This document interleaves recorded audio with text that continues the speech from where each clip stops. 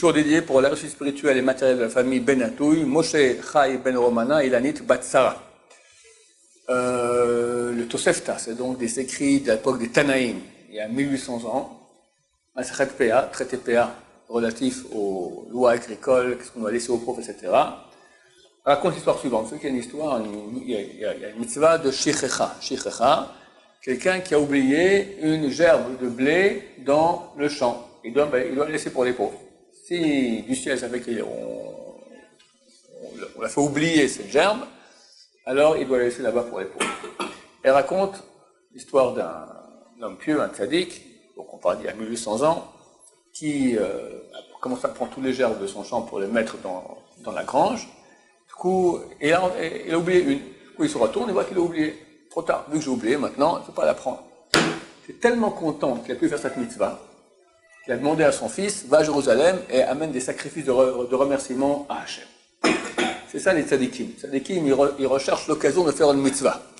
Il y a certaines mitzvot qu'on ne peut pas faire. Même si on veut, on ne peut pas. Est-ce que je peux maintenant décider d'oublier une gerbe dans le champ? Si je décide d'oublier, je n'ai pas oublié. Ça ne marche pas. Il faut oublier vraiment. Qui oublie? C'est presque impossible d'oublier. Donc si quelqu'un a oublié, alors c'est tellement un grand cadeau qu'il a reçu qu'on a l'occasion de faire une des 613 mitzvot de la Torah, les Mekoubalés, mais les Kabbalistes ils disent que tant qu'on n'a pas fait les 613 mitzvot, il faut revenir en Gilgoul, il faut revenir pour faire toutes les mitzvot. Donc, alors là, on a une histoire du Stapler. Stapler, dont le père de Rav Chaim Kanevsky, il s'appelait Rav Yaakov Israël Kanevsky, un des grandes générations que Baruch Hashem, j'ai eu l'occasion de rencontrer quelques fois. Et il raconte l'histoire suivante. C'est un certain Rav Lipa qui va le voir.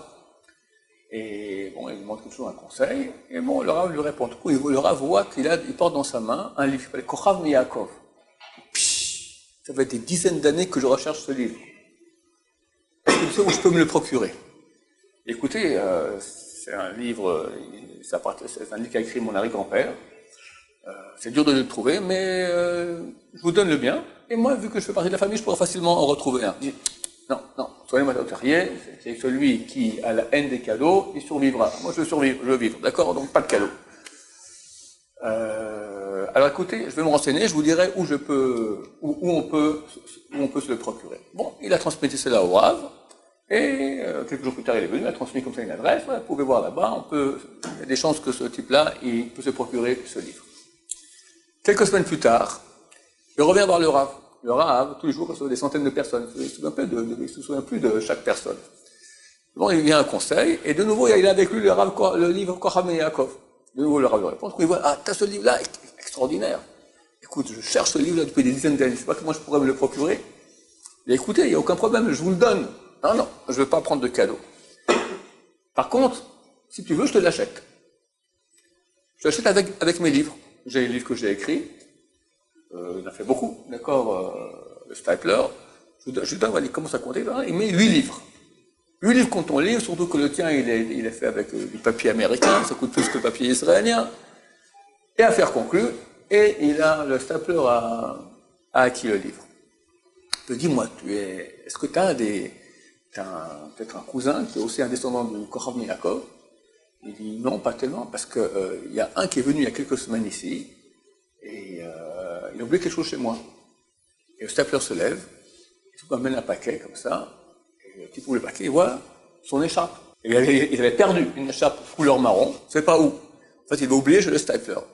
Le Stapler, donc après, pour un beau jour peut-être qu'ils vont revenir, et il a écrit sur le papier comme ça, voilà, le mardi, Parashat Vayetze, un descendant du Kochav Miyakov va oublier cette écharpe chez moi. Bon, il lui donne tout cela comme ça. Avant de lui donner, il dit, Baruch Hashem, il fait les Shem Echod, de la phrase qu'on dit avant de faire la mitzvah, je vais faire maintenant la mitzvah passée de Roaita, de Shabbat Aveda, que Dieu m'a donné maintenant l'occasion fantastique de faire à Shabbat, de rendre une chose perdue à son propriétaire. Et il lui donne. Après, il lui explique, tu comprends. Moi, je passe ma vie ici, dans ma maison, en train d'étudier. Je sors très très rarement. Quand je vais, c'est juste pour aller ici à 200 mètres à la synagogue, et je reviens. Quand je pourrais faire cette mitzvah-là? Qui, quoi, comment je peux trouver une chose perdue? C'est très rare. Baruch Hashem, qu'Hashem m'a donné maintenant cette occasion extraordinaire. Et le propriétaire de cette écharpe a gardé précieusement le paquet, sur lequel c'est marqué avec la main du Stapler, voilà, etc., tout ce que j'ai raconté. Comment les grands d'Israël